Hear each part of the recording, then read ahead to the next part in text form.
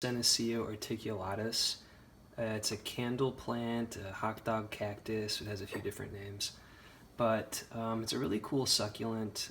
I think it's really unique, just the shape and the different lengths here.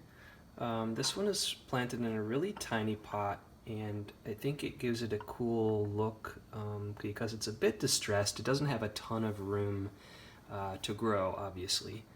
So instead of getting kind of bushy, it tends to kind of look around like this, or it seems like it's kind of creeping, looking for maybe some place to root or something like that. But I think this distressed shape is just kind of much cooler than like a typical sort of candle look.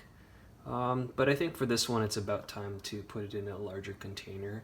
So I'm going to put it in something slightly larger. I think the only tricks with these is that they seem to be winter growers. So if you have it too warm, it will probably drop its leaves and stop growing. So I've kept mine at a much lower light level. I think it just has 7 or 8 hours of light per day under a little lamp here in my house. And like you see here, it's really a tiny pot. So it's not getting a ton of water. This thing dries out pretty quickly. It's a really cool texture. I'll try to zoom in on some of this so you can see, but or not texture, but just a cool shape. But it's super bulbous. I think you can see that there. And it's smooth. There's no spines or anything, but basically a new link will grow, and then leaves will form on the very end of that.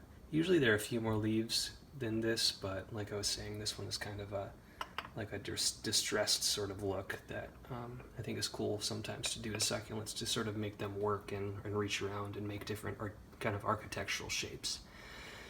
I would say the only other difference here, winter grower, I would do shorter light. Yeah, I guess I would tend to confine this. That was the other bit I was going to say. Just tend to confine it rather than giving it a lot of root room, when it will really, and that'll really make it bushy and kind of different. But yeah, it's easy. I think they're fairly common. It's a South African, like so many cool succulents.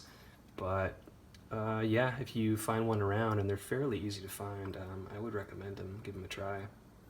So hopefully my repot goes well, and I can do another video after I see some new growth there. Thanks a lot. Let me know if you have any questions.